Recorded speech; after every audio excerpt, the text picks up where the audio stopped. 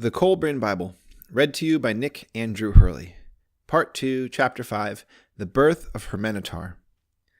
Henoch had 3 brothers by his mother, and 1 by Sadara. 2 were with him on the great ship, and 1 was saved in Magan. Henoch ruled all the land of Bokah, and his sons, Labeth and Hatana, were born at Nasariah, after the great ship became fast.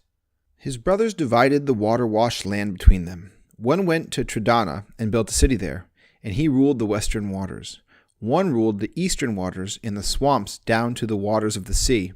The other raised up Araka in the midst of them, and he was the greatest.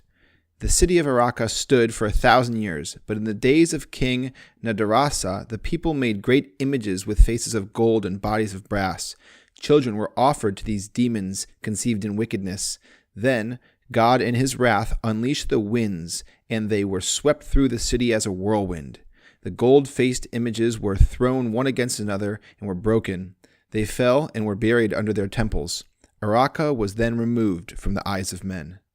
All the cities were rebuilt, and the kings were dead. The people had multiplied greatly when Lugadur, he who taught the working of metals, was born. He was the mightiest of kings, and his deeds are known to all men and written in his books. Wisdom came to the land by the hand of our father Hurmanetar, who was called Hankada, born of Elgelmek in the land of Kaleb under Araka, of Nintusuru, maiden of the temple, by Gelminashur, builder of the walls, son of Lugadur, the metalworker, son of Dumath, the shepherd, son of Gition, the tiller of the soil. In the days when the mother of Hurmanetar carried him in her heart with pain, the king, his father, had a dream. He saw a woman and knew he had just lain with her, but could not see her face clearly, for whenever he almost recognized it, the likeness changed to that of another. The woman was purifying herself over a bowl of incense, and while doing so, she made water. Then a great cloud of smoke arose up from out of the bowl and filled all the room, and it went out through the doors and filled all the city and all the temples of the city. The following night the king was disturbed by the same dream. Therefore, knowing he had received an omen upon his arising, he hastened to send a messenger to the temple of the stargazers. 2 wise men came, and he told them concerning his dream, requesting that they read its meaning. Having heard the words of the king, they thereupon left, going away to consult the book of heaven to discover what was written in the future concerning such a matter. In 2 days they returned, coming in unto the king as he sat within the hall of judgment, and they bowed before him, saying, Woe unto us, your servants, for what we have to say, for thus it is written. 1 is to be born of a woman whom you have ravished, and he will be a slayer of kings, a destroyer of temples, and a contender with the gods. He is one born to be great among men, and his hand will be against you. Hearing this, the king bethought himself of the women he had taken by force, but they were many and scattered. So he sent again for the wise men, requesting their aid, and the wise men received his words. Now the wise men knew these things were written of a son to be born to Nintusru, but they were perplexed, not knowing what to do, for she was a maiden of the temple of the 7 enlightened ones, which had been built in the days of Sesuda. If the blood of one thus born were shed, or its breath stopped within the boundaries of the land, the comb would perish within the furrow, and the blossoms would fall from the trees, so that they yielded no fruit. Yet the wise men were not loath to bring down the wrath of the king upon this temple, for it was one whose God had but small estate, yet it paid no tribute to the God of the land. Nor did they desire to deceive the king in this matter, for if by perchance the deceit were uncovered, they lost their protection. The wise men therefore went before the king and spoke thus, O king, light of our lives, we your servants have discovered this child, though it is yet unborn. It is to be born of a maiden bound to the temple of the 7 enlightened ones.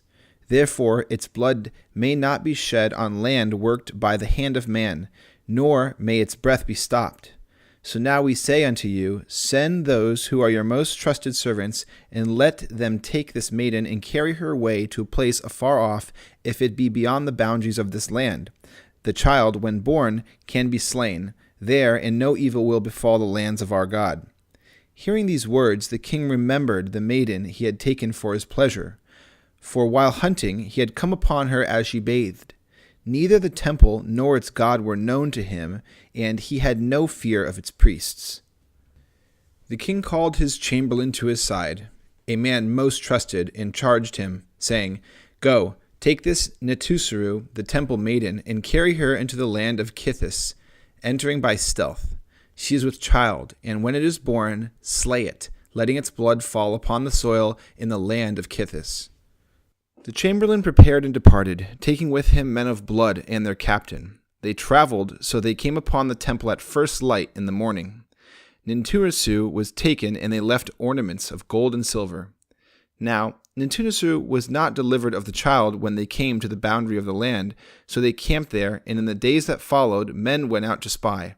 The captain was a man skilled in war and courageous, a man of many battles, and Nintursu spoke often with him, but between her and the chamberlain few words were spoken. It happened that when Nintursu's time was upon her and the child was to be delivered, it was that of a full moon. Therefore the child could not be slain. So they bided until the dark of the moon. Then, when the order of things was right, the chamberlain called the captain and said, "This is a task for a man of blood, and I am not such a one. Therefore you take the child and slay it over the border. 7 men will go with you, that all these may bear witness to the deed and swear to it." Now the men of blood were grim men of battles, strangers to soft beds and gentle ways of women, but some among them were the companions of Nintursu during the first days of her motherhood. Also, there was one whose father had been a worshipper at the temple of the 7 enlightened ones before it was abandoned by all who followed the king.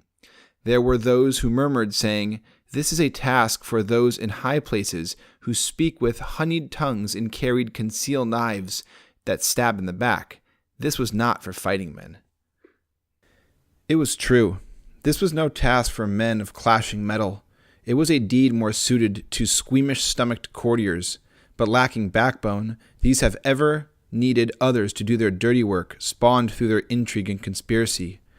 Lord, hasten the day when real men are no longer manipulated by half-men.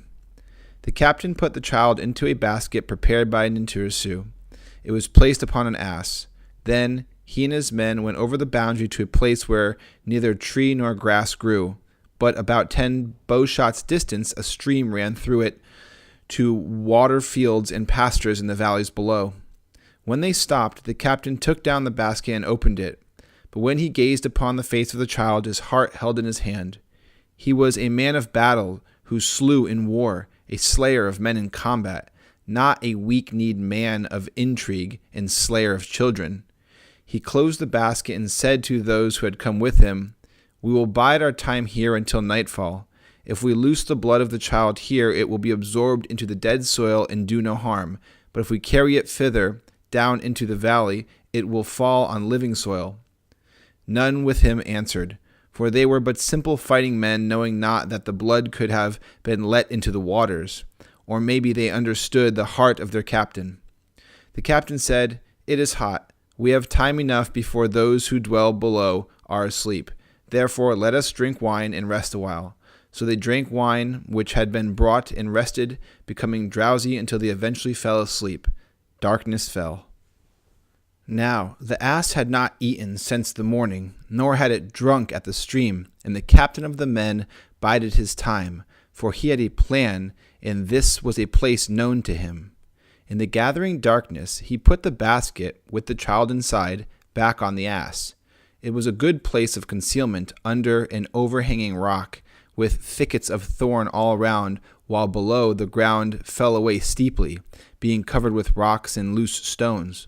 Only the captain knew how, in the darkness, a large stone was loosened from above, bringing down many others with it, so the stones fell all about the place where the men lay under the overhang.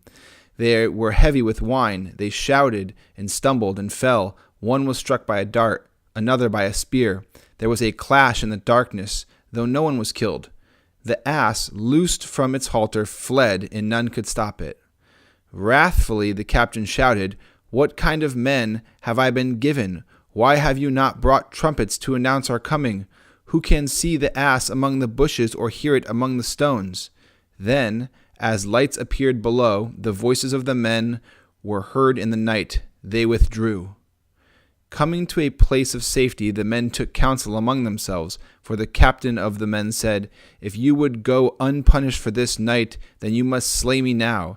Even then can you return without me. Also, who knows where the blood will flow?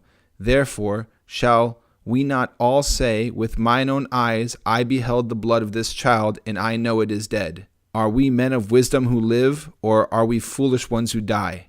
Thus, borne on the back of an ass, Hurmanetar came into the land of Kithis. End of chapter 5.